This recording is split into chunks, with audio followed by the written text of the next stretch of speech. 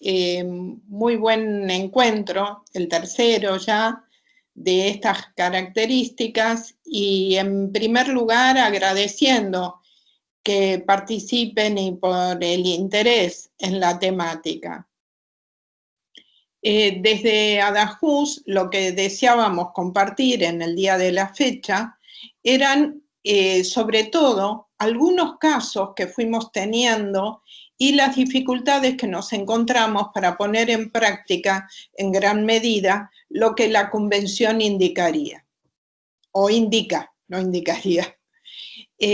Hoy vamos a estar junto a Elías Bustos. ¿Te querés presentar, Elías? Es un abogado penalista, yo lo presento. Es un abogado penalista, es joven, trabaja en Adajuz, es uno de los asesores y que interviene en la mayoría de los casos que se nos presentan en relación en materia penal. Elías. Acá estoy, Mabe. Hola, hola, ¿cómo están? ¿Se me escucha bien? Sí, perfecto. Bueno, como decía Mabe, mi nombre es Elías Bustos, soy abogado y básicamente junto a Mabe, desde que entré al programa, me suelo ocupar de las causas relacionadas al ámbito penal, sobre todo como imputados y sobre todo también como víctimas. Y obviamente también testigos. El programa Ajust tiene una característica que lo diferencia mucho de otros programas, es que nosotros abordamos la cuestión de la discapacidad en el derecho penal sin importar si son imputados, si son víctimas o son testigos. Y eso no es menor, porque muchas veces tal vez desde ciertas asociaciones se busca promover los derechos de las personas con discapacidad y tal vez tienen intervención más que nada cuando son víctimas. Nosotros nos caracterizamos por no de estar de un solo lado del mostrador, como se dice, sino de estar de los distintos sectores, las distintas partes. A veces nos toca trabajar codo a codo con las fiscalías, a veces nos toca trabajar codo a codo con las defensorías, otras veces es el juzgado de garantías, por ejemplo, que nos convoca cuando es en caso de Provincia de Buenos Aires, como también para que equilibremos un poco la situación judicial cuando está tal vez un poco difícil, porque ustedes saben que la discapacidad es un tema dentro de todo nuevo, si lo pensamos en términos históricos, y como todo tema nuevo, implica repensar todos los conceptos que nosotros vamos incorporando.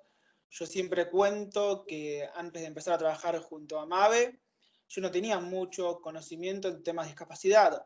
Obviamente que sí conocía la convención, pero en la Facultad, por ejemplo, de Derecho de Buenos Aires, por ejemplo, no se hace mucho hincapié en la convención y hay una intersección que todavía no está tan plasmada, cómo se relaciona, por ejemplo, la discapacidad con algunos derechos y sobre todo lo que es el ámbito penal.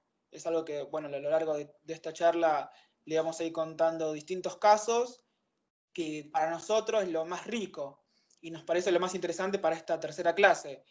Obviamente que ustedes ya tuvieron dos charlas anteriores, que seguramente que los distintos profesionales le han comentado la convención y distintas cuestiones que ahora se van a poder ver concretamente con los casos, porque una cosa es lo que dice la letra de la convención y otra cosa es cómo llevamos adelante esos principios, que muchas veces la característica que tiene la convención es que hacer un instrumento internacional es también, digamos, desafiante la aplicación que cada estado le da en el territorio. Nosotros, por ejemplo, en su momento hemos tenido con Mabe intercambios con gente de la India, con gente, por ejemplo, de Ecuador, en el cual también está la convención, si no me equivoco, y bueno, y el abordaje de la discapacidad en cada lugar es distinto, y bueno, eso también es algo que nosotros tenemos como país, un abordaje bastante novedoso por lo que fuimos comparando con otros países.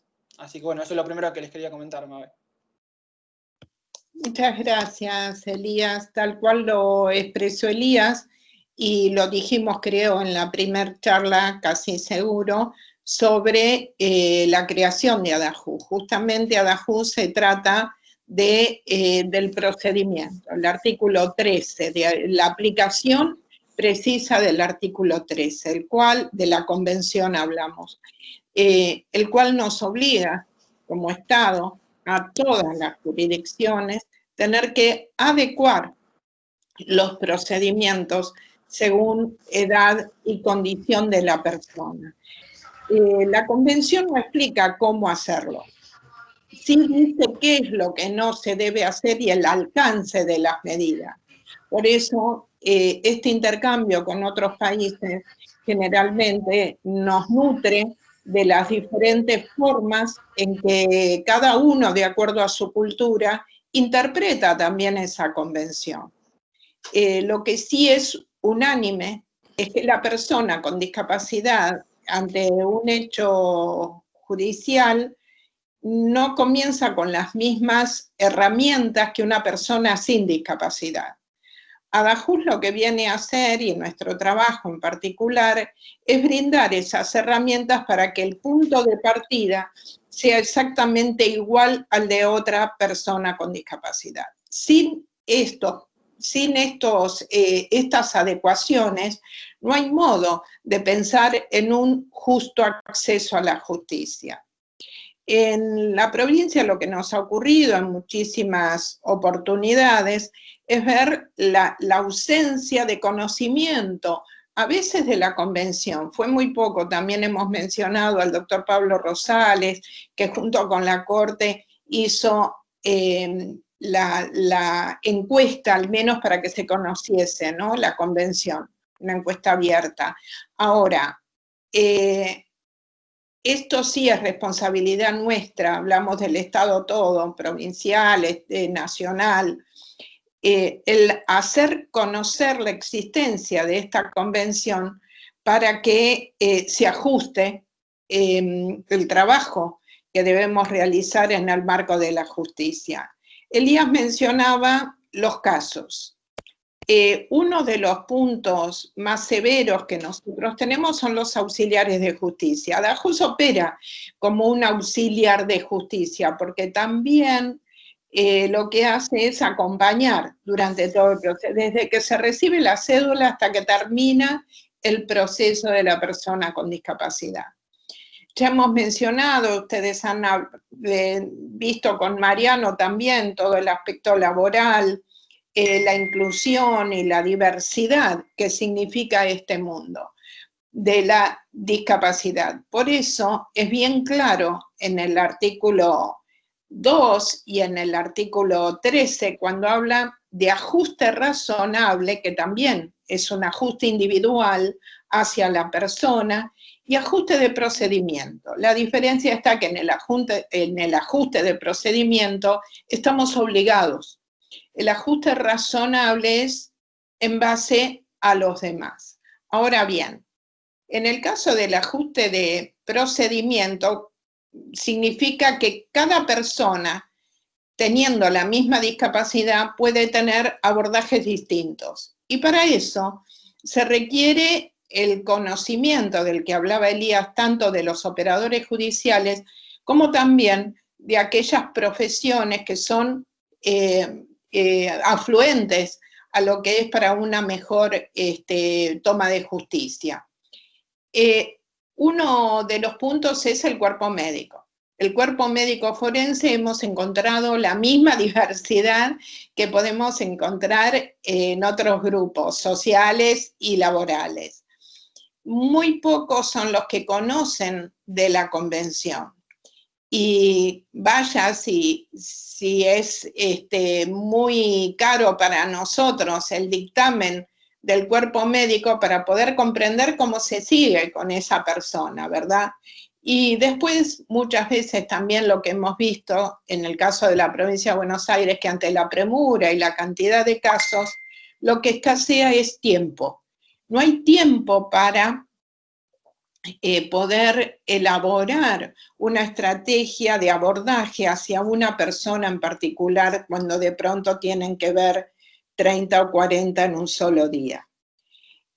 Todo esto que nosotros comprendemos es que por eso Adajus sí, a pesar también de la cantidad de casos, tomamos ese tiempo a través de los equipos interdisciplinarios, que con ellos trabajamos cada caso en particular.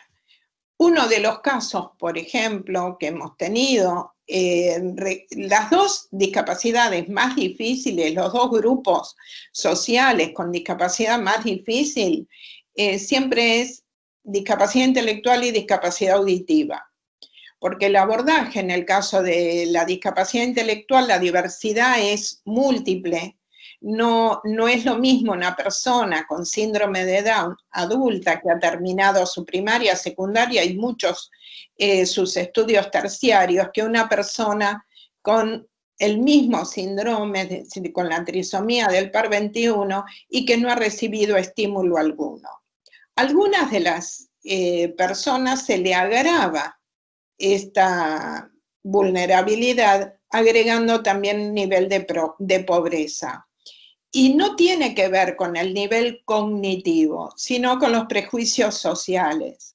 Que ver a una persona con síndrome de Down, por ejemplo, es calcular que no tiene un grado de comprensión adecuado.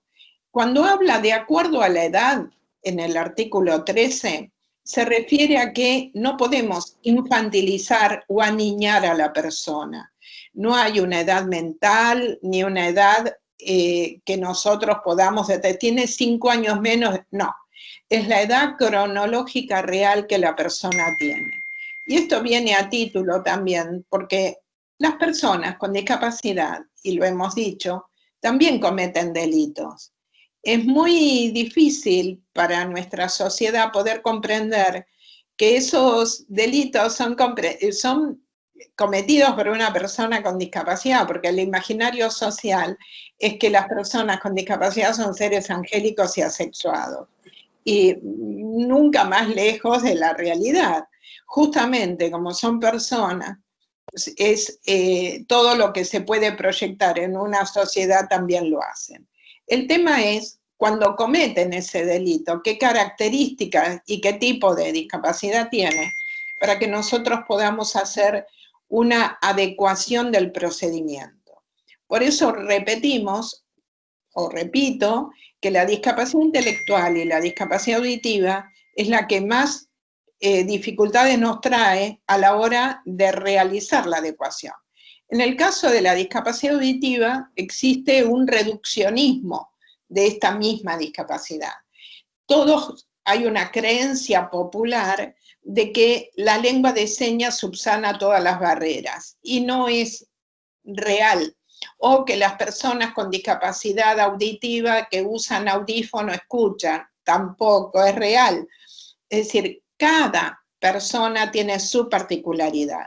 De allí la necesidad de la preparación de los operadores judiciales para conocer esta diversidad, no para el abordaje, porque para ello se puede trabajar con equipos interdisciplinarios como el nuestro, que conozcan en profundidad cada tipo de diferencia para poder hacer la adecuación.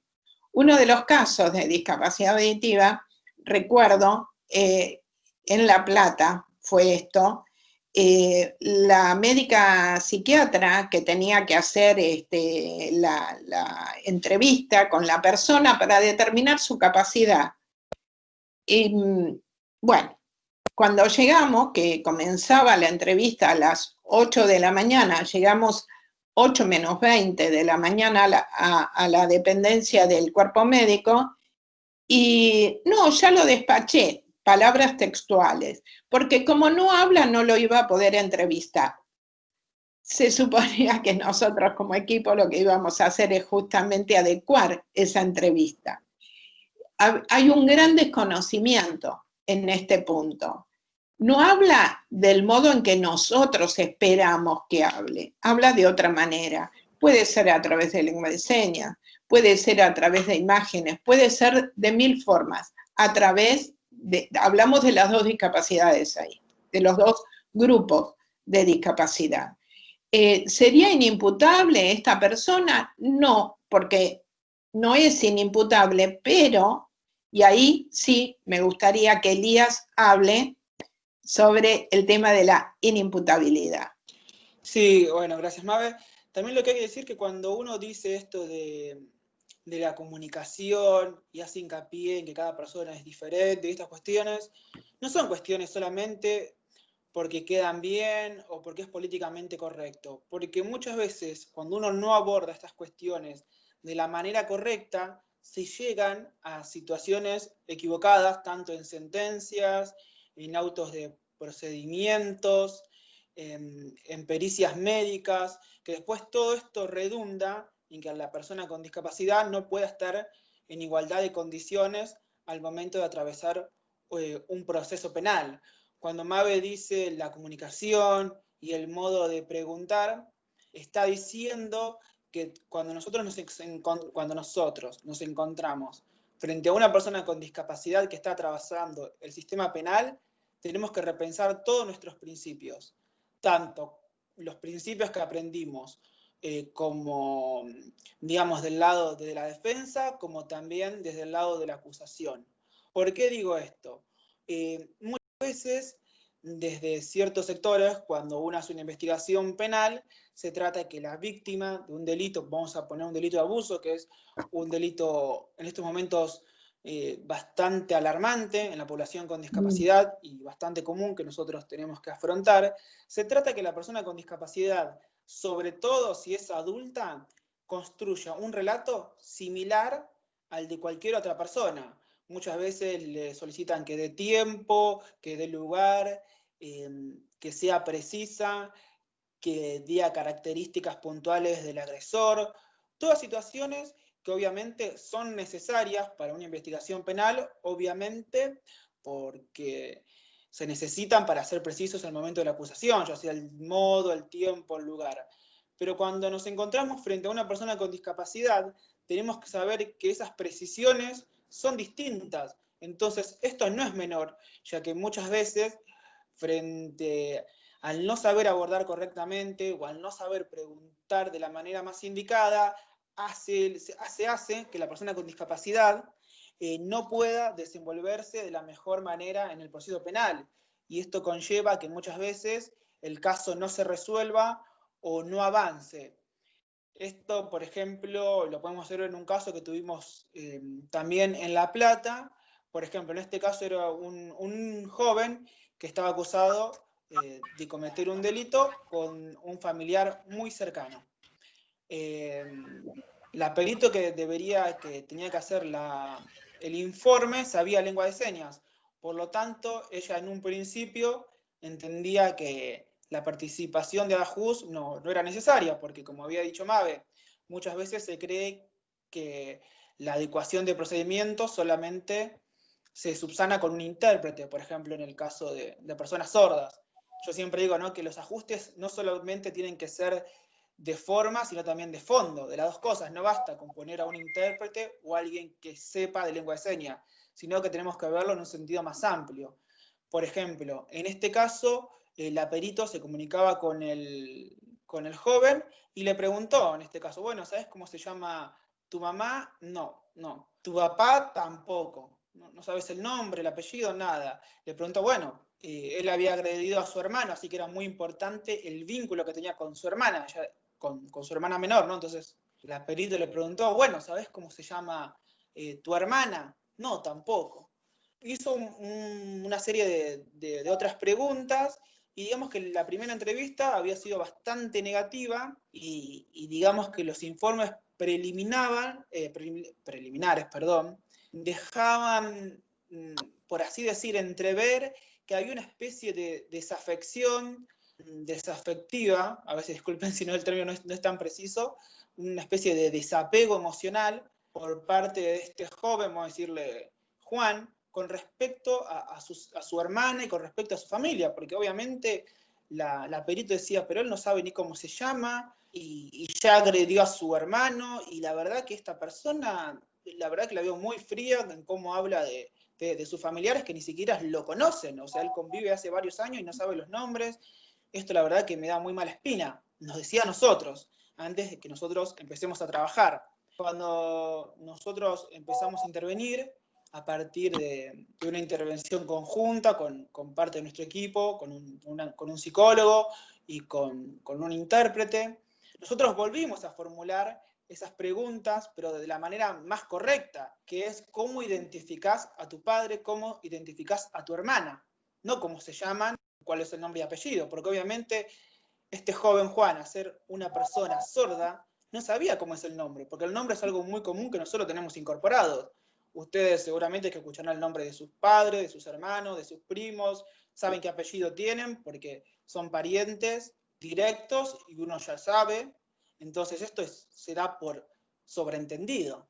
La persona sorda no está constantemente llamando con el nombre a quien lo rodea. Es más, como es algo propio de la discapacidad, se utilizan señas particulares, que después Mabel en este punto lo va a explicar con mejor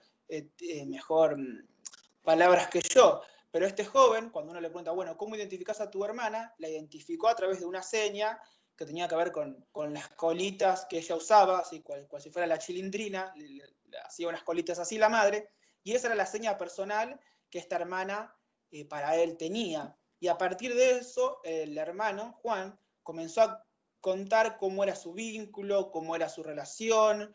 Después, obviamente, de la seña del padre hizo los bigotes, porque el padre era una persona obviamente que tenía bigotes, de la madre la seña correspondiente, y a partir de eso empezamos a construir ese vínculo, que esto hizo que se pueda ver que el joven, si bien, digamos, los padres no habían podido comunicarse de la manera más eficiente, porque obviamente no habían contado con los recursos, ni tampoco con la asistencia necesaria por parte del Estado, sí había un vínculo de cariño, sí había un vínculo de afecto, y esto que por momentos se parecía difícil de probar, y que incluso esto iba a redundar en que el joven se quede en un lugar internado por tiempo indeterminado. Después, por suerte, él pudo vincularse de manera adecuada con la familia. Y esto, si no se hubiese tomado este trabajo, el sistema penal juvenil con él hubiese sido muy injusto. Entonces, con todo esto es que nos referimos a conocer la discapacidad y los ajustes concretos en el caso particular, cuando Mabel hace un rato les comentaba esto. De allí, gracias, Elías. Muy poco se toma en cuenta que muchas veces desconocen, en el caso de la discapacidad auditiva, los nombres de sus familiares. Normalmente se considera que por la convivencia tienen que conocer. Y como bien lo expresó Elías, lo que se hace es identificar a la persona con alguna característica en particular. A veces también su presencia como testigo puede dar lugar a equívocos.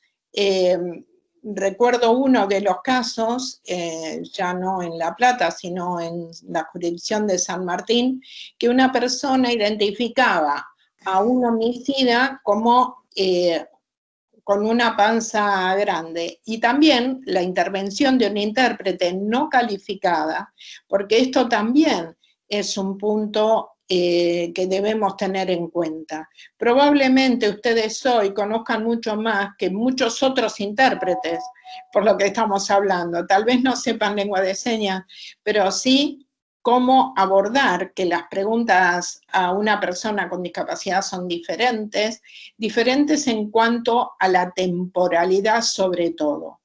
En este caso, no se trataba de una persona embarazada, como tal se había asentado en el acta, sino que era de una persona con una panza grande y era un varón, no una mujer. Era el único testigo y bueno, después se pudo descubrir quién era la persona, era también un vecino de la zona donde él vivía, y lo había visto salir de ese domicilio. Y él quería declarar, y tiene derecho. Lo que ocurre es que se malinterpretó también lo que él podía aportar a la causa. Muchas de estas situaciones a nosotros, cuando llegamos, después de llegar, cuando nos llaman, decimos, les parece hostil a la persona que trabajó primero, pero si yo sé cómo hablar con una persona con discapacidad intelectual, sé cómo comunicarme con una persona sorda, y la verdad que no, no siempre es así. Porque el tema de la temporalidad es crucial. Normalmente hay que permitir, y esto así, acá sí hay un ajuste de procedimiento y va para todos los casos, no solo para el ámbito penal, hay que modificar el ritual y dejar que la persona con discapacidad haga toda su narración completa. En algunas personas con discapacidad intelectual esto no ocurre, hay que preguntar, saber cómo, es decir, desde qué lugar se pregunta, y los ajustes en casos de algunas personas con discapacidad intelectual es la temporalidad. En castellano tiene la particularidad de modificar el tiempo, ¿no? Nosotros podemos decir, antes de comer, lávense las manos. ¿Usted qué hizo antes de tal cosa? No, es decir, primero determinar el hecho en sí y después de esto, ¿usted qué hizo? Es decir, la cronología real, como en una película, no que se retrocede y se avanza según las necesidades nuestras para hacer el informe. En el caso de la persona con discapacidad auditiva esto es mucho más acentuado. En general arreglamos tanto con la Fiscalía o la Defensoría o con en el cuerpo médico que se le deje narrar lo que desea o lo que tiene que contar y anotarnos las preguntas para el final. Una vez inscripto lo que necesitamos saber y que la persona habló todo lo que tenía que decir, a veces, muchas veces, dicen situaciones que no aportan a la causa, ningún punto ni a favor ni en contra, pero que siente para esa persona, la relaciona con ese hecho y lo dice. Al final recién se le hacen las preguntas sobre las dudas que tengamos de acuerdo a su testimonio. Esto no es habitual, tenemos que pedirlo sistemáticamente. Lo mismo pasa en civil, en cualquier otra área dentro del marco de la justicia. Como verán, el tema del lenguaje es fundamental, la forma en que nos dirigimos, cómo pensamos que esa otra persona nos puede entender. Muchas veces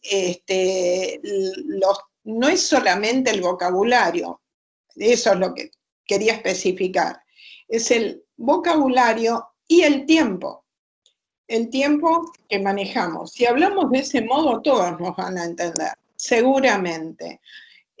Ahora, en el caso de las personas con discapacidad auditiva, como bien dije recién, este hecho se agrava. La cronología es fundamental. Hay espacios como la Oficina de Violencia Doméstica u otros, o la Comisaría de la Mujer, o lugares donde se realizan denuncias que tienen un protocolo de actuación y no quieren modificar ese protocolo. Y yo digo no quieren porque están obligados por la ley a modificarlo. En caso de personas con discapacidad hay que modificarlo. Según el artículo 13 se ajusta el procedimiento a la persona. Y este hecho es fundamental para nosotros. Sobre todo, nos hemos encontrado con médicos psiquiatras maravillosos que tienen muchos años de pronto en el Poder Judicial y comprenden inmediatamente la lógica antes que la terminemos de expresar y operan en cuestión. Otros simplemente, porque ejercemos cada uno una profesión, puede estar relacionado con la discapacidad, se supone que se sabe. No, no sabemos, nosotros tampoco sabemos todo, aprendemos en forma constante. Lo que sí sabemos es cómo realizar de base esas modificaciones.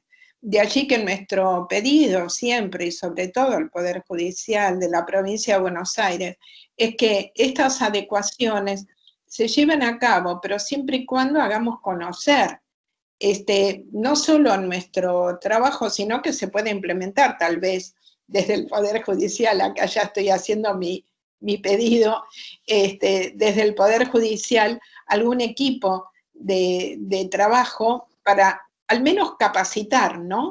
Capacitar en general sobre cómo hacer las adecuaciones. Y esto sí es viable, para todo. Hace muy poco una persona que nos llamó por un caso reciente, que una preocupada porque la mamá había fallecido y su hermana con discapacidad iba a heredar en partes iguales. Y porque no tiene curatela, la curatela ya habrán visto, ya se habló con Yael y con Mariano, supongo, no es viable. En caso de una persona con discapacidad que con asistencia puede administrar sus bienes. Asistencia que el juez es que determina la figura de apoyo y de qué modo se le asiste para la administración de ese bien, si es que lo necesita. En este caso, esta mujer estaba muy preocupada porque su hermana iba a heredar en partes iguales y que tenía que hacer su incapacidad para administrar ella sola. No lo puede determinar ella. Esto lo determina el juez. ¿Frente a qué? Frente justamente a el procedimiento del que venimos hablando para que se adecúe su declaración y constatar cuál es el grado de discapacidad para poder tener, no el grado de discapacidad, sino el grado de ajuste que requiere para poder administrar sus bienes. ¿En qué puntos necesita ser asistida? Esta persona, después pudimos indagar, va sola a la escuela, va a un centro de día, pero también trabaja, tiene un trabajo mínimo, maneja muy poco dinero, bueno, el resto lo determinará el cuerpo y todos los asesores que tiene la justicia. Pero de ninguna manera lo que se realiza o se practica es una curatela para que uno solo de la familia administre los bienes, por ejemplo, en este caso en particular, a pedido de una hermana, digamos, en este caso en particular. Las personas con discapacidad auditiva suelen ser engañadas, fundamentalmente con los escritos, porque se determina que saben leer y escribir, y en realidad el 80%, y sobre todo en el Gran Buenos Aires, las personas con discapacidad auditiva han ido a la escuela primaria, y en su mayoría olvidan el castellano y no saben leer y escribir. Leen y escriben, tienen esa herramienta de la lectoescritura, pero no entienden texto. Porque en el caso de la lengua de señas tiene una construcción gramatical distinta. La gramática de la lengua de señas es similar a otros idiomas, pero no al castellano, en su construcción. No tiene artículos, no hay preposiciones. De allí que la necesidad de tener a alguien conocedor de esta discapacidad para poder intervenir se hace fundamental. La lectoescritura de las personas con discapacidad, cuando se les requisan los teléfonos, nosotros la tenemos que traducir al castellano, porque escriben como seña. Y este punto, aunque no es menor, cuando firman un documento han cedido bienes, cedido inmuebles, han cedido hijos, incluso la custodia de hijos sin saber lo que estaban firmando. Porque de confianza alguien les dice, firma acá. ¿Qué interpretan? Sí, hablamos del escrito, ¿qué interpretan cuando leen? Sí, pueden interpretar un escrito, pero de acuerdo a la construcción de la lengua de señas, en el caso de los que hablan lengua de señas. Digamos que no hay una interpretación fehaciente. ¿Firmó? Sí, firmó. ¿Entendió? No entendió. ¿Es nulo? Sí, es nulo. Y se puede probar esa nulidad, justamente a partir de los escritos. La perspectiva de discapacidad y desde el modelo social y de derechos humanos tiene que estar presente. La justicia y salud y educación, en tercer lugar digo, son los espacios del Estado que tienen un abordaje directo con las personas, el contacto directo con las personas, es decir, las resoluciones de las tres instituciones es directa, impacta en forma directa en las personas. Por eso, para mí, es fundamental, no es fundamental que tengamos ese conocimiento para poder realizar un mejor acto, ¿no? Las personas con discapacidad auditiva, y con Elías hemos trabajado mucho, y al resto del equipo también, con Yael, con Mariano, con Flavia, todos, los psicólogos, mucho para poder explicar desde qué lugar se construye la discapacidad dentro del ámbito de justicia. En realidad no había construcción, y este es el punto. Recién ahora, y después de 11 años de convención, aún seguimos hablando casi de lo mismo. ¿Por qué digo casi? Tenemos una experiencia de todos estos años de haber abordado en todo el país distintas formas y modalidades de adecuación. Elías. Sí, también quería tomar esto que usted hace muchas veces, que recién lo comentaba con el tema de la familia. Nosotros a veces observamos con buena voluntad, en muchísimos casos, con otra no tanto, pero sí que la familia se arroga el derecho de interpretar y de creer cuánto puede o cuánto entiende la persona con discapacidad. Y esto es algo realmente llamativo y que no es menor. No es que uno solamente lo declama como derecho, bueno, que la persona con discapacidad sea escuchada. No es que uno solamente porque queda bien y nos parece que hay que decirlo. Lo decimos porque muchas veces estas malas interpretaciones o estos avasallamientos que muchas veces la familia hace, llevan a que determinados delitos, determinados hechos, no se logren investigar de la mejor manera.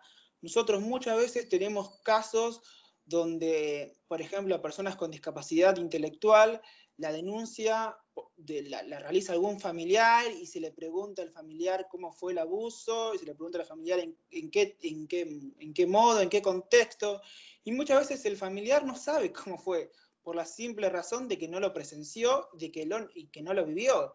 Y entonces muchas veces esto lleva a que se hagan investigaciones penales que están muy mal hechas porque son inexactos en el modo de abordaje, y después, más tarde o más temprano, se terminan cayendo porque nunca se le preguntó a la persona con discapacidad cómo fue abusada. Primero, en realidad, si fue abusada, porque hay que partir de la base de que todas las personas con discapacidad, sea la discapacidad que tengan, en principio son capaces, tienen plena capacidad jurídica, como lo dice la Convención sobre los Derechos de las Personas con Discapacidad, el artículo 12. Esto a veces no cae muy bien, pero uno tiene que partir de esa base y después empezar a preguntarle a la persona con discapacidad si es que fue abusada, y en ese contexto, cómo fue abusada. Si es, digamos, que pudo darse cuenta de esto, porque también tenemos muchas personas con discapacidad que a veces no logran distinguir si son abusadas o no, porque ni siquiera alguna vez tuvieron un conocimiento sobre su cuerpo y lo que es la sexualidad. Entonces esto no es menor. Nosotros nos encontramos con muchos casos donde la Fiscalía, por tener un miedo o por muchas veces no saber cómo abordar el tema, y sumado a esta sobreprotección y derecho que arrogan algunos familiares, no le preguntan a ellos. Y esto, como decía, no es menor. Nosotros, por ejemplo, tuvimos un caso, uno de los primeros casos que a mí me tocó intervenir, por eso también lo tengo muy presente, en el cual se había detenido a una persona que estaba acusada de un abuso sexual de una persona que tenía discapacidad. El imputado no tenía discapacidad y la víctima sí tenía discapacidad. Lo encontraron a través de una denuncia de unos vecinos, digamos en unos, por así decirlo, matorrales yuyos, donde estaba abusando de un joven. Llega la policía y los encuentra a los dos con los pantalones bajos. A partir de acá se hace una investigación y la defensa del acusado planteaba que esta relación había sido consentido, y de hecho había aportado testigos que decían que esta persona siempre se juntaba, obviamente entre comillas y por lo que él decía, de manera voluntaria con este joven con discapacidad intelectual. y que ese acto en realidad no configuraba un delito. Por el otro lado teníamos a la Fiscalía, que decía que sí era un delito, que no tenían dudas, porque una persona con discapacidad intelectual nunca puede consentir un acto sexual. Bien, a partir de eso nosotros empezamos a trabajar ni con la teoría de la defensa, ni con la teoría de la Fiscalía. Lo primero que hicimos es tener unas cuantas entrevistas, por lo menos fueron 2, si no me equivoco 3, Tres sería. 3 con parte del equipo psicológico, en el cual, como primera medida, empezamos a ver qué tipo de lenguaje él utilizaba. El joven utilizaba palabras cortas, él se manejaba también con lo que es la gestualidad, él también realizaba dibujos. A partir de todo esto, nosotros empezamos a hacerle preguntas, obviamente utilizando su mismo repertorio. Preguntas cortas, concisas. Si el psicólogo tenía que hacer una gestualidad exagerada para que lo entienda, se hacía. Si había que señalarle algo a través de los dibujos, se hacía. Y en un primer lugar se llegó, digamos, a la conclusión que él iba voluntariamente y que esta persona, que estaba sindicada como el abusador, le practicaba sexo oral. Y hasta él ahí, digamos, por lo que se iba percibiendo, en este caso él consentía esta práctica de sexo oral. Pero ¿qué pasó esta vez que justo fueron detenidos? Esta persona le practicó sexo oral y una vez que estaba muy excitado él, y obviamente con los pantalones bajos, se puso detrás y lo penetró. Y obviamente que el joven esto lo marcó, digamos, muy claro, de que él en ningún momento había consentido y que él no quería ser penetrado por este individuo. Entonces, obviamente, después de unas cuantas entrevistas, esto el joven lo pudo narrar, obviamente construyendo el relato de manera diferente a lo que lo habría hecho un joven sin discapacidad.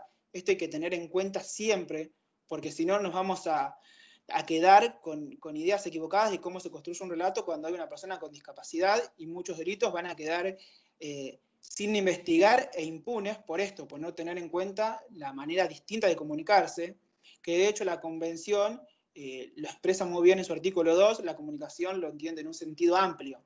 Entonces, por suerte, y trabajando con bastante paciencia, se pudo lograr en este caso una condena y se vio claramente que el joven podía consentir, sí, en algunas ocasiones, que le practiquen sexo oral a él, pero bajo ningún punto de vista que lo penetren. Entonces este caso fue el primero y el que más a mí, de muchos casos, me conmovió, porque, como decimos, no es ni una postura ni la otra. No, los protocolos sirven muchas veces como guías, pero hay que estar con la persona y ver concretamente cómo se aborda el caso. Entonces, no era ni que no puede consentir nada, ni que consiente absolutamente todo. Hay que ver el caso concreto y realizar los ajustes de procedimientos y los ajustes razonables. Y que muchas veces es lo más difícil, porque pararse de que la persona con discapacidad no puede hacer nada, y digamos que es fácil, porque nos solucionan los problemas un montón. Y pararse del otro lado también es fácil, ¿no? Realizar los ajustes, porque, digamos, no nos obliga a pensar y a tomarnos este tiempo que obviamente es difícil y lleva obviamente tiempo y horas rompiéndonos la cabeza con todo el equipo y también obviamente con los peritos de los distintos cuerpos periciales y con la Fiscalía y con la Defensoría cuando corresponde, de cuál es el mejor abordaje.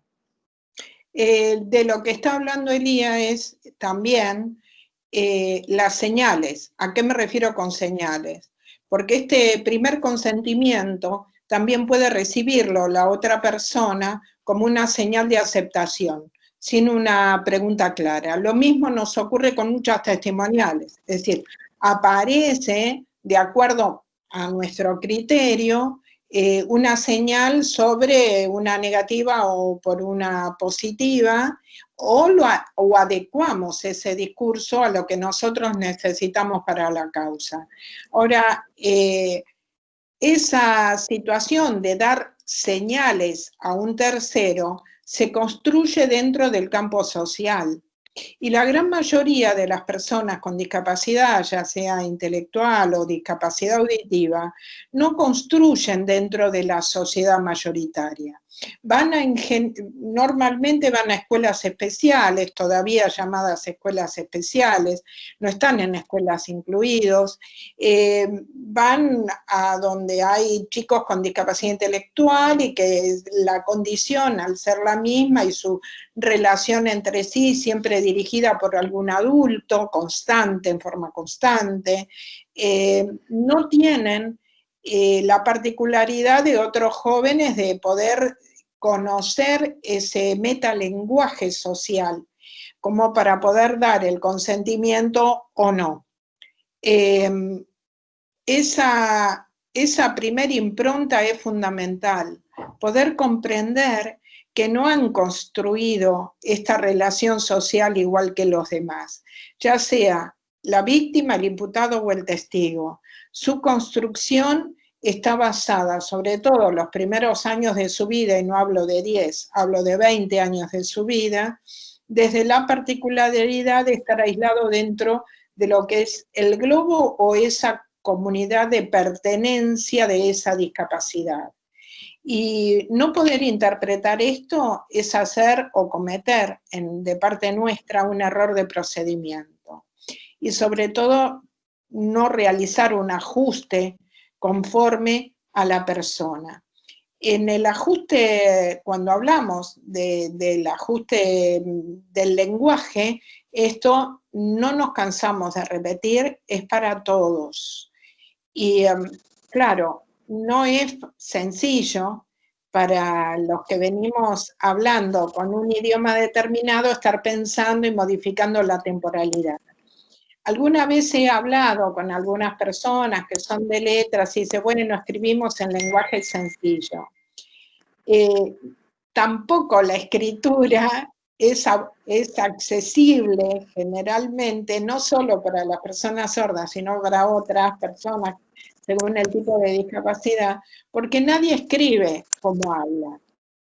El lenguaje coloquial sería lo ideal para una persona, o tomarlo como norma en general para un abordaje más amable, si se quiere, o de confianza.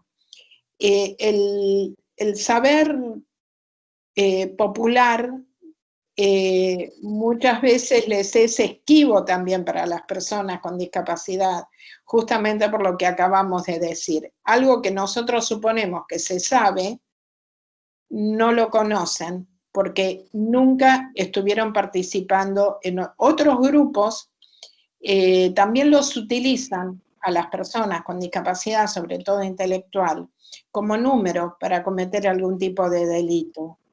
Y los demás logran escapar y siempre los detenidos son ellos porque no tienen idea. Una vez, y esto fue hace unos años y fue también en provincia, los policías, intervino la federal también en ese caso, entraron a robar en una escuela y dejaron de campana a una persona con discapacidad auditiva, a una persona sorda.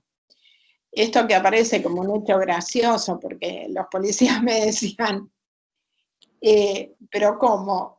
Los que entraron también tenían certificado de discapacidad, no tenían certificado de discapacidad, lo dejaron de campana a una persona sorda, aparece el patrullero y obviamente se lo llevaron, él no pudo avisar que venía el patrullero y se llevaron a todos detenidos.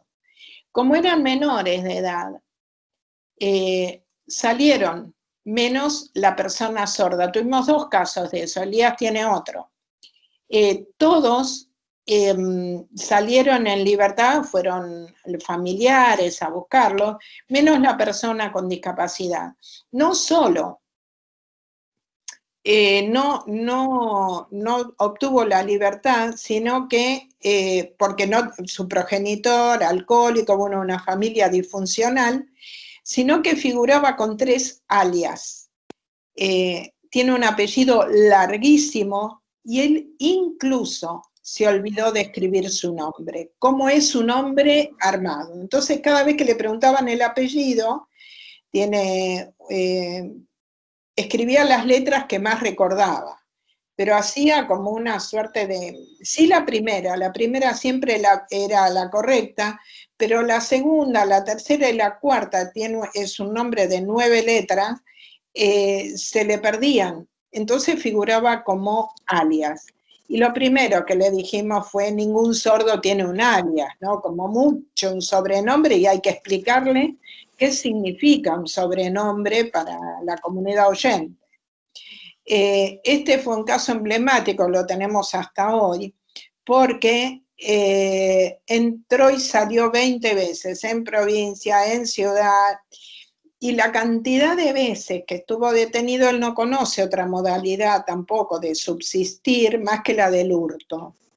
Una vez detenido en Ezeiza, estaba muy bien digo, porque habíamos hablado con la trabajadora social por el tema de la comunicación, cómo se le da la consigna, de qué modo puede relacionarse con otro. Y nosotros realizamos, ya con la convención mediante, un ajuste de procedimiento en su situación de encierro. Estaba alojado en el pabellón de extranjeros con un polaco que no hablaba español. Entre los dos se entendían maravilloso, es más, las trabajadoras sociales contentas porque él traducía lo que el polaco quería decir, ¿no? Entonces ahí fue como un ajuste doble, pero de eso se trata el ajuste, como creatividad. Él no quería estar detenido en Ezeiza, él quería estar detenido en Devoto porque estaba lejos de la novia. Es decir, nunca pudo incorporar que cada vez que era detenido se debía al delito cometido. Lo sabía, pero saberlo no es comprenderlo. La información se la dábamos, no la comprendía. Se enojaba con nosotros, cada entrevista con el médico forense, no quería contar más porque nosotros sabíamos que lo contáramos nosotros. Bueno, esas series de particularidades que pueden llegar incluso a sacarnos una sonrisa. Una vez fue en Devoto, nos llaman, y esto siempre ocurre un viernes, bueno, ahora en pandemia, en cualquier momento. Fue un viernes a la tarde, y que nos llaman para preguntarnos si podíamos asistir porque había una persona que no le entendían. Era mismo, ya un hombre, 18 entradas bien. Esta misma persona, y cuando llegamos y vimos que era él, le preguntamos qué hacía ahí, y dijo, vengo a estar preso acá porque ayer me llevé una billetera en el cine, y Ezeiza me queda lejos.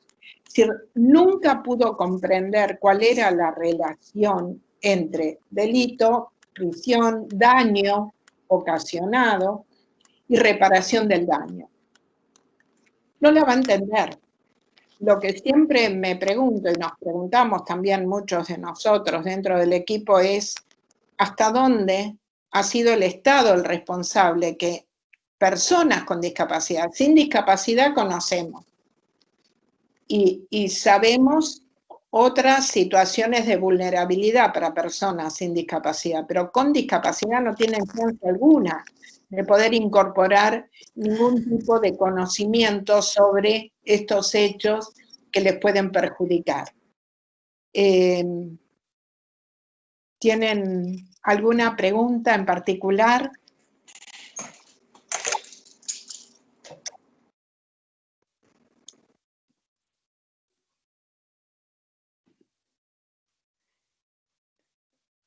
¿Hay algo que requieran o que quieran saber en particular? O contar alguna experiencia, si es que tuvieron con personas con discapacidad interviniendo en algún proceso en el cual ustedes... Yo estoy atenta al chat para los que quieran escribir, pero no. Bueno, ¿querés continuar, Elías? Sí, también comentar esto como muchas veces la situación de discapacidad de una persona lo puede poner en un pie de desigualdad e incluso agravarlo frente al sistema penal. Otro caso, por ejemplo, que también es muy significativo para mí, que también muestra un poco esto, es el caso que tuvimos de un joven también, en el cual estaba con sus amigos, habían salido una noche, vieron a un pibe bien vestido, se acercaron, le dieron un par de golpes y le robaron, digamos, la campera y las zapatillas. Obviamente, como era un chico de barrio, esta persona, la víctima, los pudo reconocer y en muy pocos momentos, digamos un par de horas, se detuvo a todas las personas y se las llevó a la comisaría. Una vez en la comisaría, digamos que el delito no era grave en sí. Bueno, obviamente que para la víctima cualquier delito es grave, pero en sí, para lo que es la escala penal, no configuraba una mayor gravedad. Y la madre se acerca y manifiesta que este joven tenía esquizofrenia. ¿Qué pasó? Todos los compañeros de él que habían estado en este hecho quedaron libres. O casualidad, esta persona, Alexis, que tenía esquizofrenia, no fue dejada libre. La policía dijo, no, tiene esquizofrenia, seguramente que es peligroso. La fiscalía también adoptó un temperamento similar y el joven estuvo como 3, 4 días en la alcaldía sin su medicación. A partir de ahí se descompensó, como no lo podían tener ahí, fue trasladado a una unidad penitenciaria. Después de ahí terminó en el Melchor Romero porque su situación realmente que se había agravado y estuvo un montón de tiempo sin recibir un tratamiento igualitario por parte de la justicia por solo hecho de tener esquizofrenia. Y obviamente, al dejar a una persona, como les había comentado al principio, sin medicación, estaba totalmente descompensado. No estaba en tiempo y lugar, tenía, digamos, situaciones bastante agresivas frente a él mismo, frente a quien los rodeaban, mientras estaba, digamos, en la alcaldía primero y la unidad penitenciaria después. Y este fue un caso que estuvo mucho tiempo la persona sin tener, digamos, un proceso adecuado a su situación de discapacidad. Eso también es una cosa que hay que tener en cuenta, que muchas veces la discapacidad, digamos, termina siendo un agravante de esa situación. Lo mismo cuando hay personas en situación de encierro. Nosotros acá lo decimos con MAVE, una persona que delinque y tiene discapacidad, obviamente puede ir a una unidad penitenciaria. Ahora, el Estado y nosotros también como auxiliares de la justicia tenemos que ver que esa situación de encierro sea acorde a la discapacidad que la persona tiene, porque si no le estamos imponiendo una situación más gravosa por el solo hecho de tener discapacidad. Y otra situación que se puede llegar a presentar en la provincia, en todo el país, de acuerdo a las diferentes reformas, son los juicios por jurado. Una persona con discapacidad, dependiendo del tipo de discapacidad, muchas veces puede inhibirse por los mismos motivos que recién decía Elías, no importa si es testigo o si es el imputado. Las personas con discapacidad requieren muchas veces, sobre todo intelectual o auditivas, estar en un ambiente en el cual nosotros podamos entrar en empatía con esas personas, en un grado de empatía, para poder recibir respuesta a lo que el juez vaya a requerir. Y esto ya de por sí el ambiente inhibe a la gran mayoría de las personas. Imagínense una persona con discapacidad.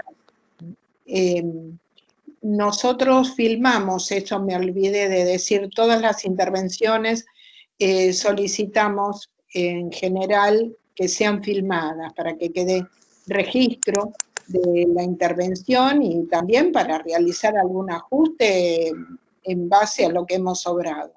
Pero en el tema de juicio por jurado tenemos que pensar también, igual que en este momento de pandemia, a quienes esas consultas las hemos recibido durante todo este tiempo, si se puede hacer una testimonial de una persona con discapacidad, y la verdad que no.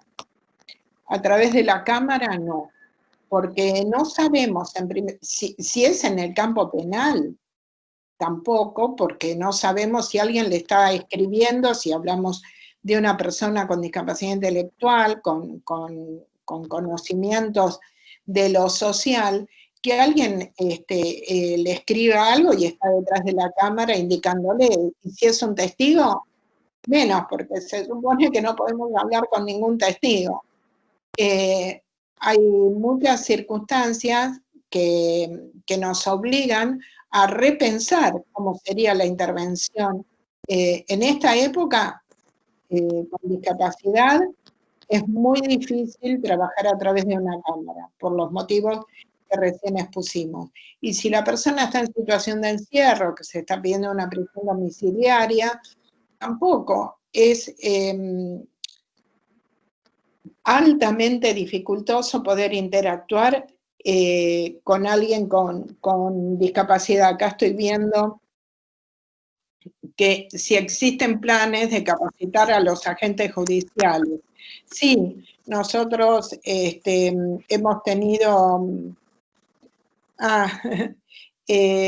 sí, tenemos esos planes y bueno, esto yo creo que es el comienzo, ¿no?, de un trabajo, tal vez se logre en conjunto. Nosotros tenemos una guía para el abordaje en la justicia para personas con discapacidad intelectual y ahora estamos trabajando con la guía para personas sordas. Y esto sería bueno trabajarlo como un intercambio para los agentes judiciales. Y Graciela dice que Adajust intervino en casos de trata cuyas víctimas son personas con discapacidad. Sí, hemos intervenido con dos modalidades distintas. El tema de trata, digo. Uno, se utilizan mucho las redes sociales para captar personas, como bien se sabe. Y se los va induciendo, la persona ignora que está en situación de trata. En el caso de mujeres jóvenes, muy jóvenes, con discapacidad auditiva, creen a pie juntillas lo que les están proponiendo y no saben que eso es un delito. O sea, aparece como un consentimiento que en realidad no es consentimiento. Ignora que eso es un delito. Y también en personas con discapacidad intelectual que vienen, las traen de otros países, a veces familiares, otras veces no, y que acá utilizan sus servicios para poder hacer usufructo de ellos. Otros que vienen de países limítrofes, sobre todo, con personas con discapacidad, se vuelven a sus países dejando a la persona con discapacidad aquí. Sí hemos intervenido y no es sencillo. No es sencillo porque el tratamiento a posterior es lo que se dificulta. Es decir, la intervención, bien lo sabemos, trabajamos en ese punto, pero después, por ejemplo, en los casos de violencia no existen lugares donde refugien a personas con discapacidad. La persona con discapacidad auditiva que se encuentra, por ejemplo, en situación de refugio, entre todos oyentes y sin poder salir de ese, bueno, ahora estamos en pandemia, pero sin poder salir de ese lugar porque está protegida, no puede comprender el encierro. No hay, porque la propia discapacidad lo que hace es que la conviene a salir, a mirar, a ver, a compartir a través de la vista, que es la herramienta que tiene, mayormente. En el caso de las personas con discapacidad intelectual requeriría de un acompañante o de alguien que la pueda asistir. Es decir, estas dificultades se dan basadas en la asistencia. Por eso muchas veces en casos de trata o de violencia lo que se hace es desestimar la denuncia, pero no por la persona en sí, sino por todo lo que viene después, es decir, todo lo que tendríamos que realizar. ¿Quién haría el abordaje psicológico con la persona para tratarlo? ¿Quién está profesionalmente capacitado y preparado? Las mismas reacciones, tendrá temor, muchas veces personas con discapacidad de ambas, siendo abusadas cuando van al cuerpo médico, habiendo sido abusadas y probado el abuso y denunciado por familiares o por ellas mismas, cuando estamos en el cuerpo médico no les creen del abuso porque tienen novio. Y tampoco es conocer, y estoy hablando de profesionales de la salud aquí, como si fue abusada tiene que odiar tener una relación sexual con otra persona. Y en realidad el funcionamiento de ese tipo de discapacidad es que no hayan comprendido lo que para el resto de la sociedad es dañino. Para ellos no, justamente por lo que hablábamos al principio, por no haber compartido entre todos eso que para el resto es tabú, ¿no? Acá no hay un tabú, hay una realidad de violencia, pero no lo viven de la misma forma. Muchas veces son descreídas por eso, entonces los informes suelen ser como que fabula. Tenemos informes, algunos me sonrío porque hay algunos informes que son insólitos, ¿no? Son semi-inimputables, bueno, nada, o son o no son, no saben qué, porque no logran encontrar ese hilo conductor hacia la persona que le dé alguna señal al profesional que lo está entrevistando de cuánto conoce sobre el hecho, ¿no? Independientemente de la buena voluntad de cada gente, dice alguien, Estela, sería excelente que las capacitaciones se tomen como una parte del servicio de justicia desde la misma corte. Bueno, acá hay muchas gracias, sí, sería interesantísimo. En la Municipalidad de La Plata, el año pasado se abordaron muchos casos de violencia en personas con discapacidad. Se trabaja muy bien en conjunto con el Hospital San Martín. Sí, es verdad. Seguimos nosotros interviniendo también y el Hospital San Martín también. El tema es cuando se trata de que la persona con discapacidad comprenda qué es violencia, ¿no?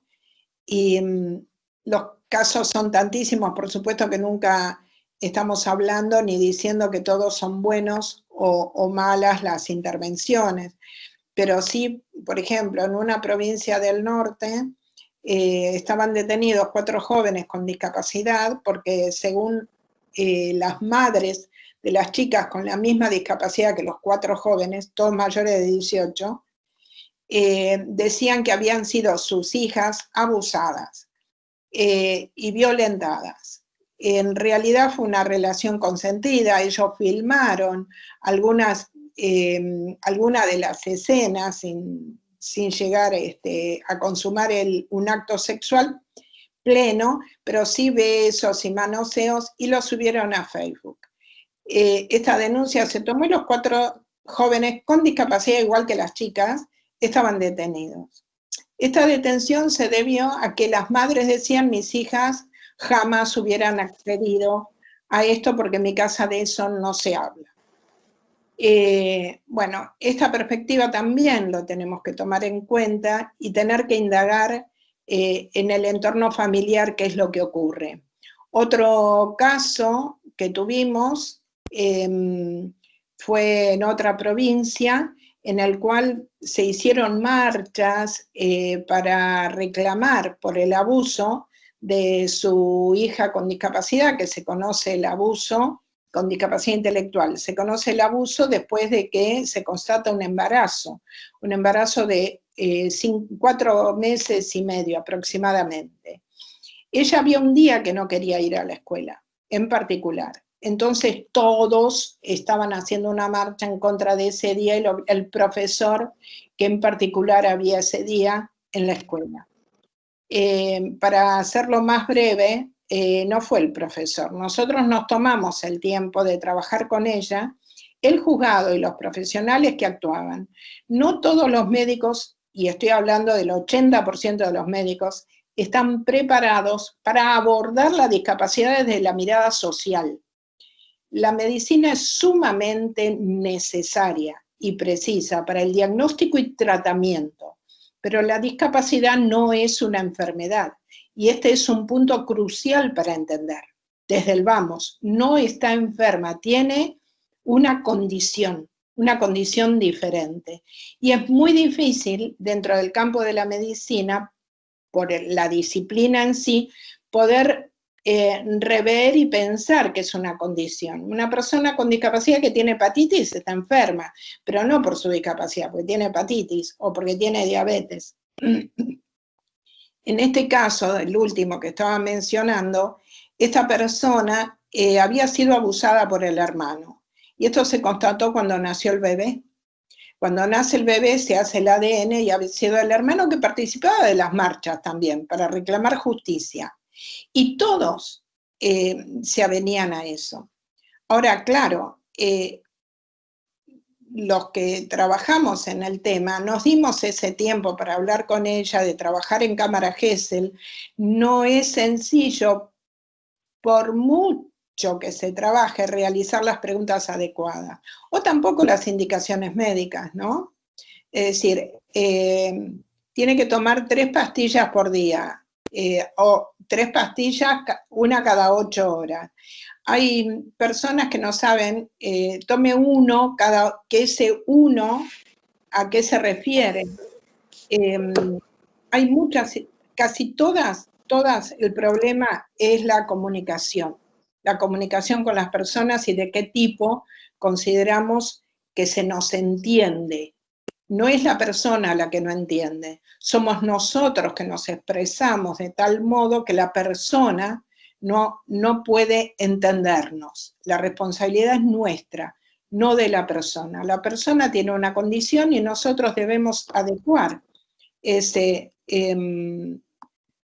a ver acá, ¿se podría considerar nulo un dictamen de un profesional de asesoría pericial que no haya adecuado los procedimientos? Sí, totalmente. Contestalo vos. Sí, lo hemos hecho. Sí, que claramente se podría declarar nulo y nosotros eso más de una vez hemos participado, porque obviamente al no tomar los recaudos suficientes y al no realizar los ajustes de procedimiento, esto violenta totalmente lo que es el espíritu de la convención. A ver, como nosotros siempre decimos del programa, el artículo 2 que habla de los ajustes de procedimiento y los ajustes razonables, digamos que es angular para lo que es el artículo 13, que es el acceso a la justicia en igualdad de condiciones, dado que si no se realizan estos ajustes, la persona con discapacidad no estuvo en las mismas condiciones de igualdad que otras. Entonces, todo eso deviene obviamente en nulo. Y sí, se han declarado incluso nulidades en etapas avanzadas del proceso. O modificación del mismo durante el proceso. Sí, también, claro, sí, también modificaciones. Cuando se realiza el informe preciso, ¿no? Y fundamentado.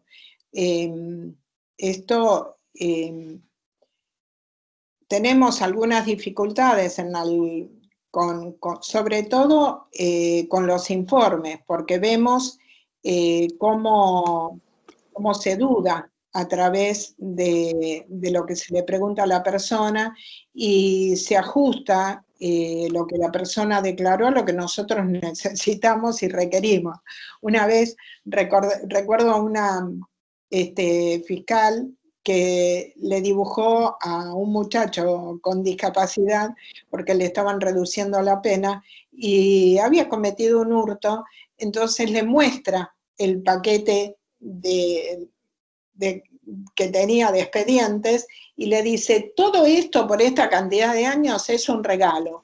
Y como yo le modifiqué lo que le estaba diciendo, dice, deja que se lo digo yo. Y lo dibujó.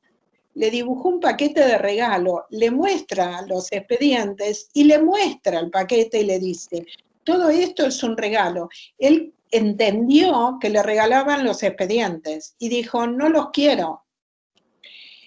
Es decir, ¿qué significaba para esta fiscal un regalo y qué significa para este joven un regalo? Es decir, claro, no quería eso de regalo, no le gustaba. Esta situación se da en todos los ámbitos de cotidianos incluso, ¿no? Elías. Sí, no resulta menor la pregunta acá de la compañera, porque muchas veces desde los mismos juzgados, se basan mucho en lo que es la opinión de las asesorías periciales y de los peritos intervinientes, ya sea para determinar que una persona está apta para declarar en una cámara Gesell, ya sea que una persona comprende la criminalidad de sus actos, ya sea que una persona no comprende la criminalidad de sus actos. Por eso esto no es menor y esto también forma parte del acceso a la justicia. Y es lo que nosotros también trabajamos mucho en los cuerpos médicos periciales, porque no es menor. Una vez tal vez no logra dimensionar su importancia hasta que obviamente lo vemos en el proceso concreto. Y que muchas veces, déjame agregar, que tienen mucho más prejuicios que incluso que los propios abogados. Nosotros a veces contamos en chiste que es más fácil a veces convencer al juez que convencer a un psicólogo o a un psiquiatra, ¿no? Claro que yo modificaría el término convencer por fundamentar. Es más fácil fundamentar. Es más fácil que nos entiendan a veces. Es más fácil fundamentar, claro, dentro de lo que al médico psiquiatra, que tiene un estereotipo muchas veces de lo que significa la discapacidad. No nos olvidemos que hasta el siglo pasado se practicaban lobotomías para mejorar la condición sexual de las personas con discapacidad, ¿no? Y vaya, si se hicieron. La hermana de John Fitzgerald Kennedy fue una de ellas, ¿no? Porque no podían controlarla sexualmente después de su pubertad, tenía deseos, entonces el padre la sometió a una lobotomía, porque era usual para la época, como un modo de control. Fue una de las hermanas que más sobrevivió a todo el clan Kennedy, entre otras cosas. Y esto es también muchas veces, para comodidad de la familia, se solicitan, como ya lo hemos dicho con Yael, que se hagan histerectomías o que no puedan tener hijos, ya sea para varones o mujeres, para que puedan tener, en realidad ahí la tranquilidad no es para la persona con discapacidad, sino para la familia. Están pensando en ellos y no en la persona. Y esto no es tener una mirada social de la discapacidad y mucho menos dentro del campo del derecho.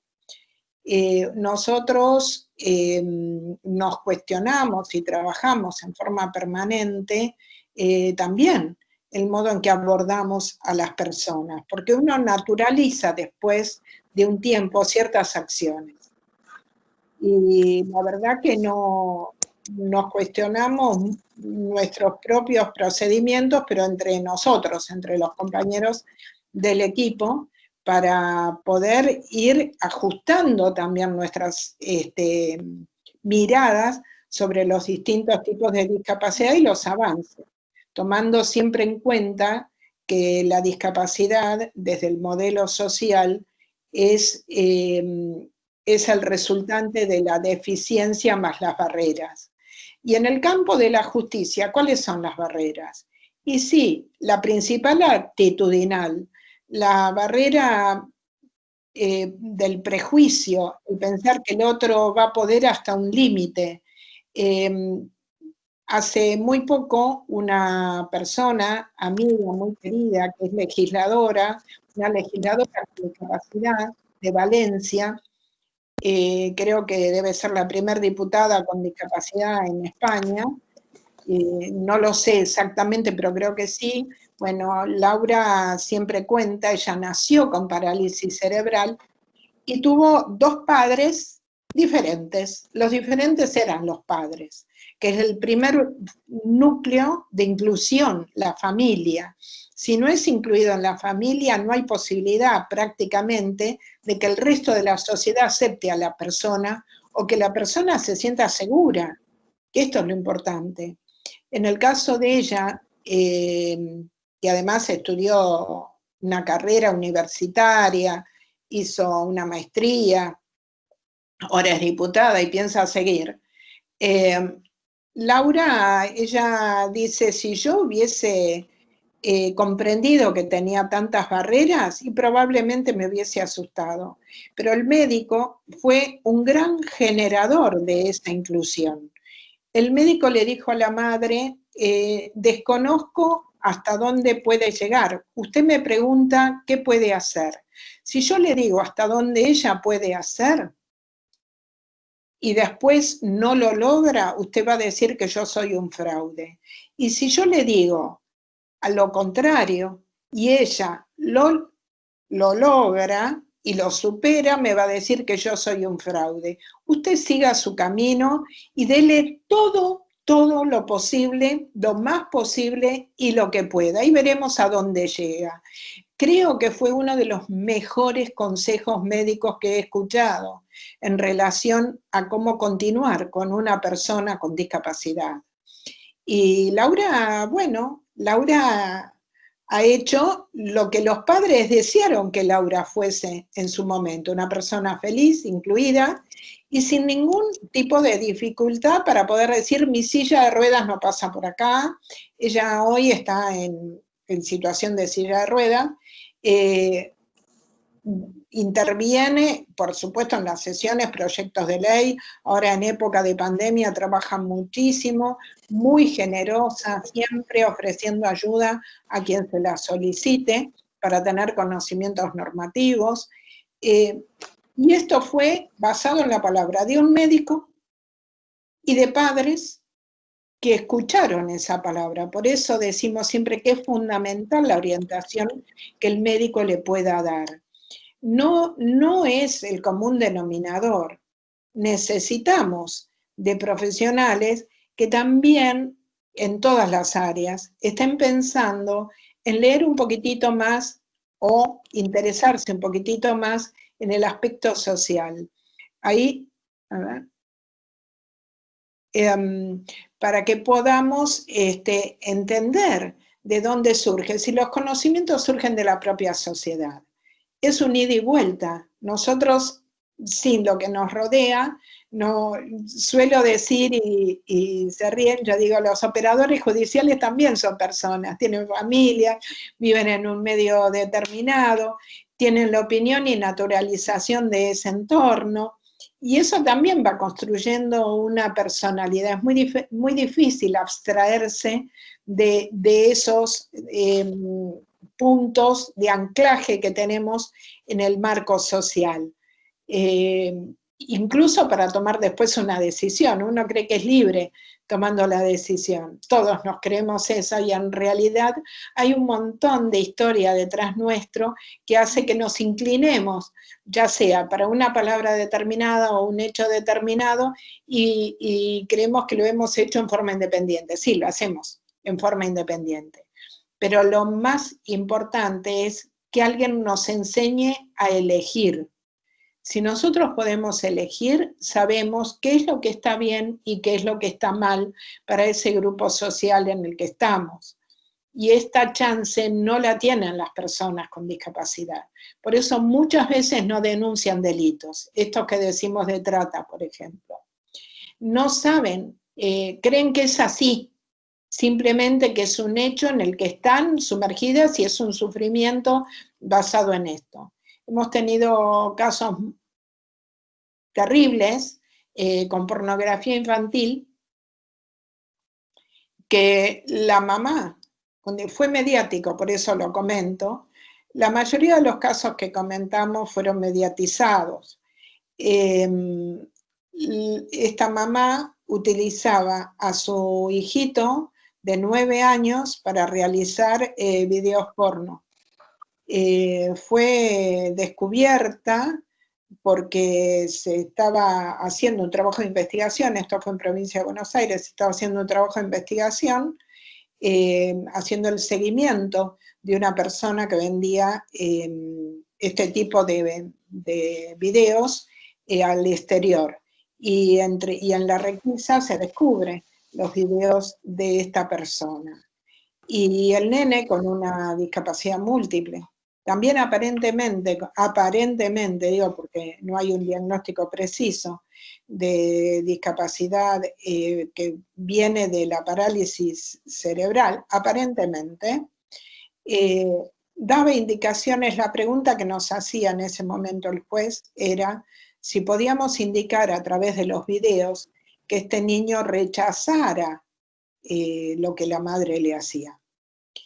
Y sí lo pudimos determinar fehacientemente a lo largo de todos los videos.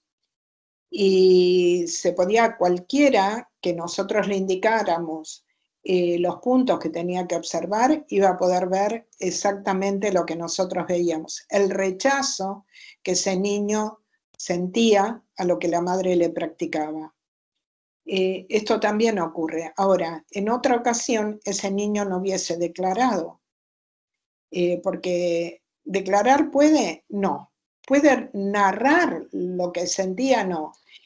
¿Podemos saber cómo va a estar mañana? No, tampoco. No hay respuesta. Hay cosas que no tienen respuesta. ¿Va a empeorar su situación por esto? No lo sabemos. ¿Va a mejorar? Tampoco. No lo sabemos. Simplemente sabemos que él no quería. Y para eso es muy difícil cuando se nos pide una respuesta a futuro. No hay forma de conocer el impacto que tuvo psicológico para este niño. Alguno podrá pensar, bueno, no puede comunicar, tiene aparente parálisis cerebral, entonces no debe sentir. Sí, claro que siente, porque el rechazo estaba presente. Lo que no sabemos es comunicarnos del modo en que él comunica.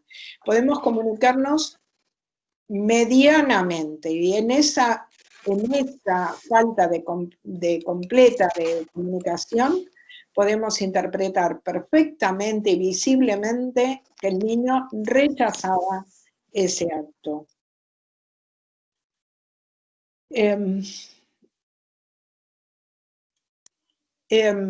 Bueno, nada, creo que hemos trabajado prácticamente casi todos los temas en el campo penal. Si tienen alguna pregunta, que también no es solamente en el campo penal, ¿no? Esto también, y cómo se realizan las prácticas. Esto también va para todas las disciplinas dentro del campo de la justicia, no es solamente penal, porque el abordaje es similar. Lo que se modifican son las perspectivas y las preguntas que uno debe realizar. Elías. No, sí, esto que usted decía, que es muy importante realizar los ajustes razonables, los ajustes de procedimientos para cada caso concreto, y si bien es cierto, como usted decía, que la convención lleva muchos años, ya casi una década, más de una década en realidad, lo importante es que todavía falta bastante, pero bueno, de a poco vemos que ya los juzgados y las fiscalías van tomando un poco más de conciencia, y eso también eso es importante. Hoy en día, por ejemplo, ya no es tan común como antes ver a niños con síndrome de Down en los mismos colegios que todas las demás jóvenes, y eso aunque todavía falta, porque muchas veces no se hace una currícula, por ejemplo, acorde a la discapacidad. Eso ya es un avance y es importante, y obviamente que hay que seguir trabajando en ese sentido. Uno habla del síndrome de Down porque es lo visible, pero el síndrome de Asperger, por ejemplo, que muchas veces no se detecta a primera vista, son confundidas estas personas con a veces como adictos, o de acuerdo a las respuestas que dan,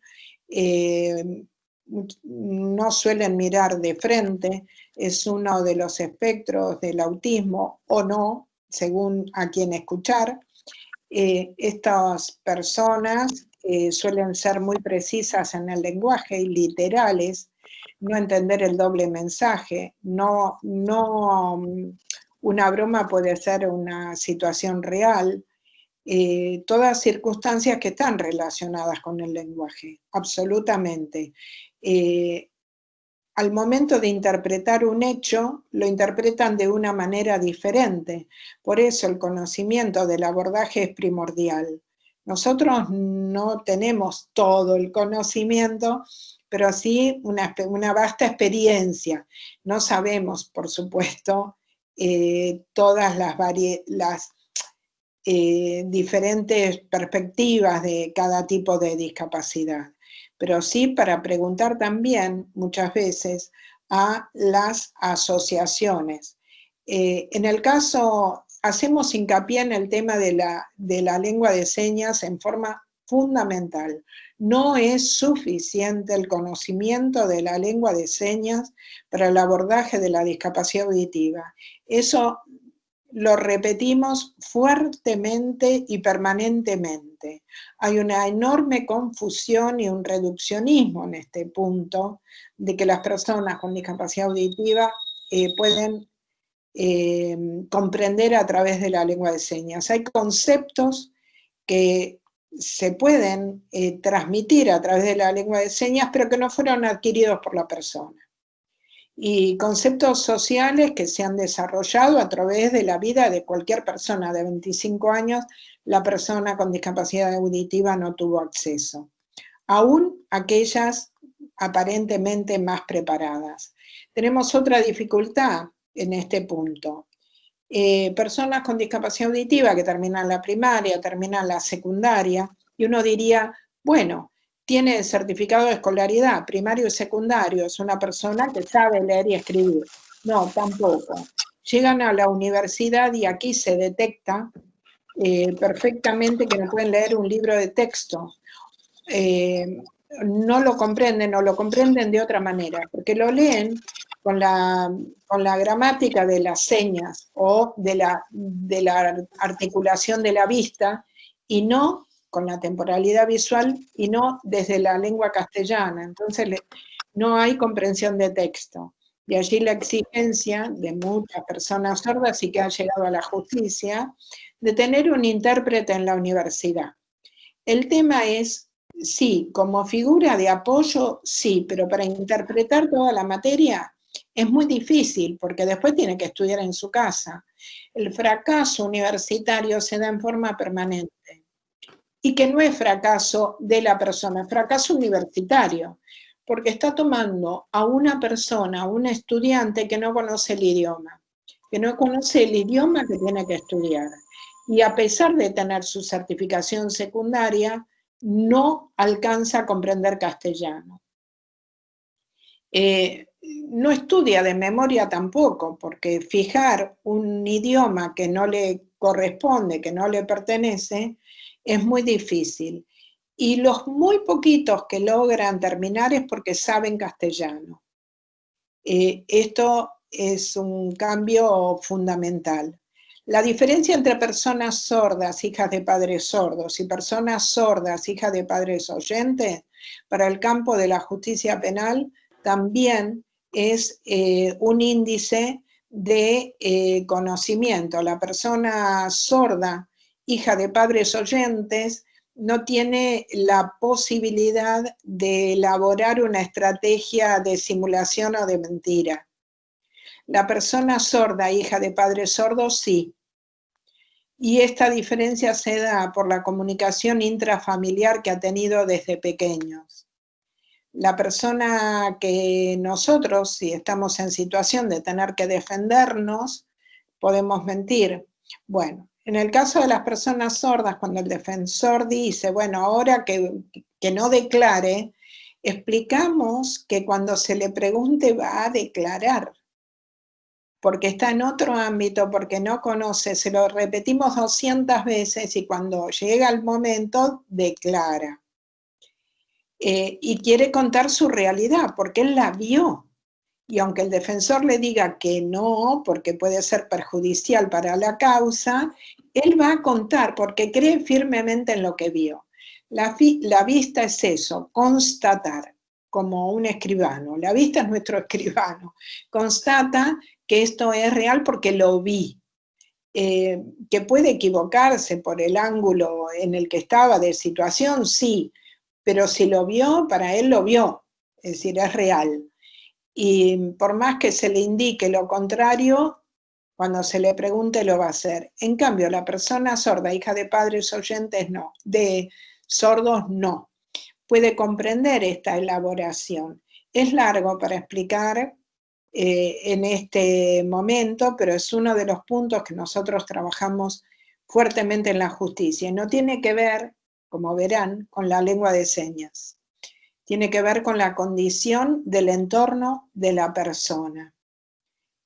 Por eso, cuando muchas veces vemos un informe psicológico de algún hospital provincial en el cual dicen que la persona puede estar fabulando o en realidad no estamos muy seguros de cómo se comunicaron con la persona, con intérprete de por medio. Bien, es muy difícil poder hacer un diagnóstico a través de un intérprete. ¿Cuánto confiamos en un diagnóstico psicológico hecho a un chino oyente o sin discapacidad con un traductor chino?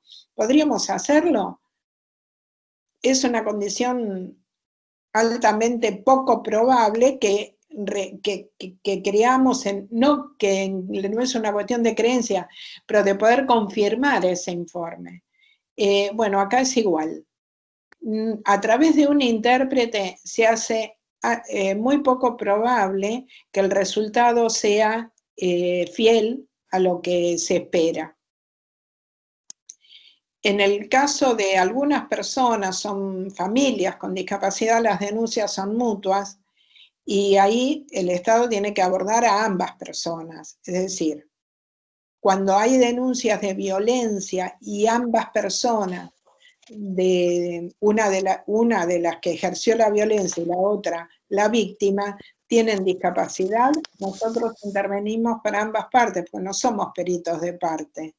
Somos justamente los que realizamos ese trabajo para poder que ellos alcancen esta salida en igualdad de condiciones que una persona sin discapacidad.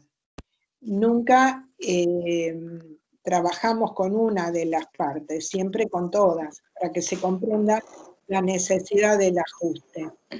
Elías.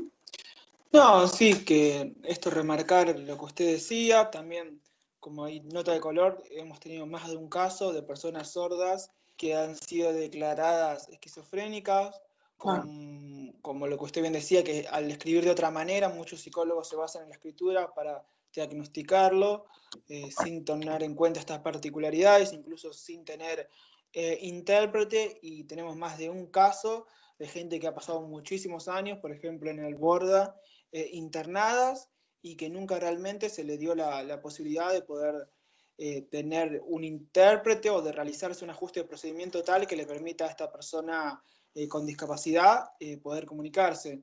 Y eso la verdad que a nosotros como programa nos da bastante, nos resulta bastante indignante esta situación. Y bueno, esto pasa mucho en algunos psiquiátricos pasa, y bueno, hay que trabajar bastante en esto. Por eso decimos que la discapacidad debe abordarse de una manera amplia y cada persona con discapacidad es distinta, en primer lugar por la discapacidad que tenga y en segundo lugar cómo ha podido relacionarse en su entorno, ¿no? Por las barreras que ha encontrado y cómo también su entorno, su grupo familiar y allegados le han permitido poder sortear esas barreras y poder adaptarse lo mejor posible a esta sociedad. Bueno, ¿alguna inquietud o pregunta que necesiten conocer o compartir? Se ve que fuimos muy claros porque no hay duda, así que se ve que nos explicamos bien. Muchas gracias a Graciela Albelo, que nos está mandando un mensaje y para todos, en realidad. Necesitamos ser claros. Sí, gracias, Gabriela. Y es que nos duele en realidad, la palabra es esa, nos duele en forma constante ver que lo que hacemos es omitir, ¿no? Omitir la información, omitir el conocimiento. Ahora sí, ustedes ya saben, y del conocimiento no hay retorno. Así que, como no hay retorno, pueden recurrir a todas las preguntas y necesidades que tengan, y si les parece, seguir con esta mirada y de trabajar en conjunto con la Corte, y que, bueno, si lo que necesiten, estamos a disposición, y para que ustedes también tengan un equipo en la provincia y que trabajen a partir de la Corte, ¿no? De la Corte o de quienes ustedes consideren. Pero sería más que interesante, la provincia es muy grande, ustedes no se los voy a contar, ya lo conocen. Y para nosotros hay espacios en los cuales la palabra de la Corte es superadora, y desde luego, y el respeto a cada uno de sus integrantes para poder dar esas indicaciones sería para nosotros el sumum del conocimiento en el campo de la discapacidad. Estamos a disposición y para lo que ustedes quieran. La verdad, en primer lugar, muy agradecidos por el interés. El equipo lo siente y lo vivimos como una carga. Pertenezco a la Justicia Federal y es necesaria una capacitación. Nunca he tenido casos, pero sería necesario. Sí, es verdad. Gracias. Muchas gracias. Y verdaderamente, si nosotros podemos subsanar las barreras que damos a las personas con discapacidad, es porque estamos hablando de un grupo vulnerable en el cual está atravesado por otras variables, como la perspectiva de género, que nunca se habla de género y discapacidad, nunca se habla de pobreza y discapacidad, de trabajo y discapacidad. Y en realidad la discapacidad atraviesa todos los espacios sociales. Y que la justicia se haya tomado este tiempo para nosotros es más que un orgullo saber que intentamos mejorar un poquitito todos, cada una de nuestras acciones. De allí que, bueno, ustedes me dirán cuáles son sus necesidades y ver cómo podemos consensuar y trabajar, ¿no? En conjunto, que de eso se trata, de intercambios de experiencia. Elías. No, como usted decía, en primer lugar agradecer por el espacio, por esta oportunidad que nos dan. La verdad que es súper interesante que podamos contar nuestras experiencias y que podamos hacer un trabajo conjunto, lo que es en la provincia, dado que es un territorio, como usted decía, muy, muy amplio, y hay muchas cuestiones para trabajar, y porque también a lo largo de todos estos años nos hemos encontrado en los departamentos judiciales con gente muy valiosa, ya sea en juzgados, en fiscalías, en defensoría, y en gente, la verdad, que muy interesada en la discapacidad y todo lo que sea fortalecer los derechos de las personas con discapacidad. Nosotros siempre vamos a estar gustosos de poder contribuir y de poder colaborar, y como usted bien decía, de estar siempre presto a intercambios de experiencia, porque es así como se construye el conocimiento, ¿no? Si hay una cosa que Adajuz sostiene, es que el conocimiento siempre es colectivo, y bueno, es algo que nosotros siempre tratamos de destacar y de señalar, y creemos firmemente en eso. Gracias, Elías. No, gracias a usted. También quería decir que hay fiscales, y hablamos de la provincia de Buenos Aires, de algunos departamentos en particular, que sin conocer en la temática y después de interesarse, han estudiado y se han formado de pronto mínimamente, y que han dado vuelta a causas o que han dejado algunas causas inconclusas que estaban a punto de ser juzgadas, y de darle un viso y un tratamiento diferente Así que también va nuestro agradecimiento para aquellas personas, y no se trata de que la persona con discapacidad cumpla o no una pena. De ninguna manera estamos hablando de eso, al contrario, sino de comprender a la persona y sus circunstancias, y que si debe cumplir una pena, sea en consecuencia el castigo que se le impone desde lo legal, pero que la discapacidad no sea un agravante de esa pena. Si tiene que ir a prisión, que sea acorde a su tipo de discapacidad, porque si no ya se tornaría en tortura, es decir, no está en condiciones que el resto de los detenidos. Y eso es fundamental, conocer y saber, y tenemos un gran vacío cuando a veces me pregunta algún juez y dónde lo podemos llevar, porque en el domicilio no puede estar porque está la víctima, o prisión domiciliaria no. Nosotros no solemos bregar por la prisión domiciliaria, salvo en algunos casos en particular, muy escasamente, que por las condiciones familiares y de la persona, sí, pero por supuesto la decisión es del juez. Y no tenemos un lugar donde derivar a esta persona con discapacidad. Es algo que no existe. A veces hay espacios o paradores o lugares que, si la persona tiene discapacidad motriz, es en el piso superior. Bueno, todos estos inconvenientes de falta de accesibilidad es una constante. Es un aprendizaje. Es un aprendizaje para todos y a nosotros como sociedad. No sé si tienen alguna pregunta o consigna más. Si no, estaríamos ya prontos a finalizar este encuentro. Y bueno, la propuesta para muchos más.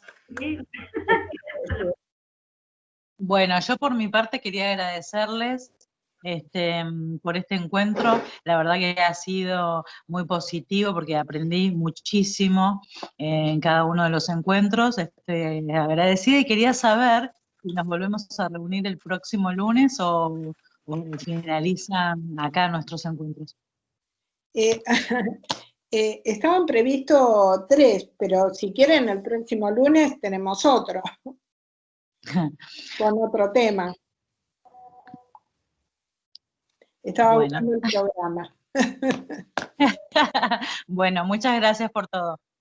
No, muchas gracias a ustedes. Muchas gracias. Muchas gracias, muy clara. Mabel desde Neuquén, Elías, soy Daniela. Un placer escucharlos. Ay, mirá, Elías, Daniela. Sí, me acuerdo. ¿Cómo andas?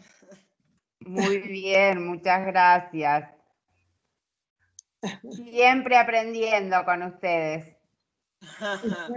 Bueno, gracias. Ojalá que esto pase pronto y nos podamos ahí reencontrar, Daniela.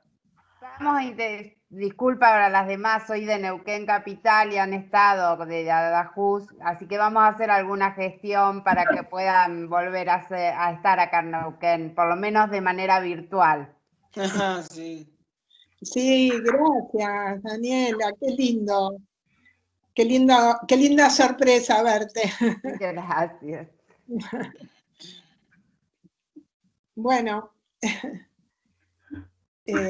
gracias, Lucía, bueno, a todos, muchas gracias. Seguimos entonces. Bueno, genial.